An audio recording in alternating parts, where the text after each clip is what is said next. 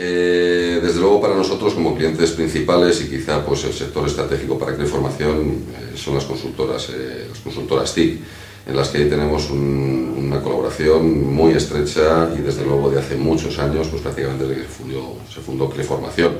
Ahí contamos con la confianza de Indra, de Coritel, de Atos, de INSA, de Sadiel, en fin, de las principales consultoras tecnológicas que hay en este país. A nivel empresas, pues lo mismo, tenemos empresas como Industria, o puede ser Traxatec, como universidades, desde luego es un sector también muy importante para nosotros. Contamos con la confianza de más de 20-25 universidades distintas de este país y desde luego con un renombre importante o resaltar desde luego a la Oficina de Cooperación Universitaria, una empresa que tiene una calidad contrastada.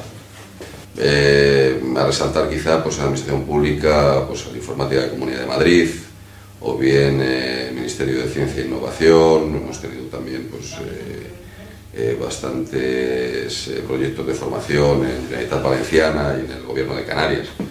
En el ámbito de la banca, yo resaltaría dentro de clientes principales pues, Banco de España, sin duda, y la CECA, la Confederación Española de Cajas de Ahorro. Contamos con la confianza de otras cajas, pero bueno, en este momento su situación pues, está un poco más inestable.